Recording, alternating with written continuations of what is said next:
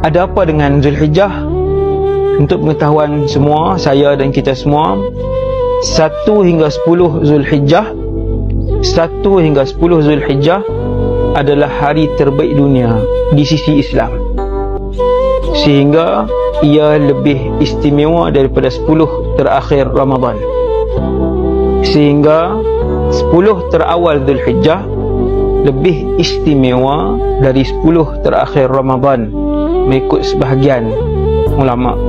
Maksudnya hadis-hadis yang bercakap tentang kelebihan 1 hingga 10 ni sangat banyak, iaitu Rasulullah dan para sahabat mengganda dan membanyakkan amalan ibadah dan kebaikan dalam 10 hari ini. Pertama ialah membanyakkan bacaan Quran. Sepanjang tahun kita baca Quran, 1 sampai 10 ni kita gandakan bacaan Quran. Bacalah satu sehari semuka surat Al-Quran, paksa diri kita untuk menjadi ahli syurga.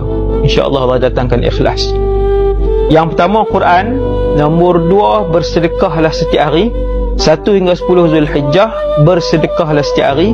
Jadi yang kedua, kita bersedekah.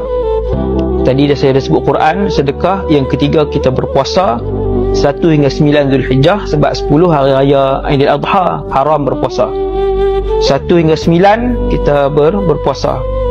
Quran, sedekah, puasa. Yang keempat, zikir. Tuan-tuan, zikir yang paling afdal majoriti ulama pilih ialah Subhanallah, walhamdulillah, wala ilaha illallah, wallahu akbar. Saya sebut tuan-tuan, zikir ini tuan-tuan banyakkan daripada 1 sampai 10 Zulhijjah ini sehari 300 kali. Yang ni tak ada hadis, tapi kalau nak banyak berapa, sebahagian ulama sebut banyak itu 300. 300. Ini tak ada hadis lah, cuma banyakkan. Banyak berapa pun tak apa, kita letak target senang.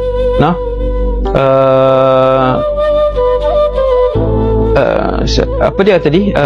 Sedekah, zikir, Quran, puasa sunat daripada 1 sampai 9 Zulhijjah.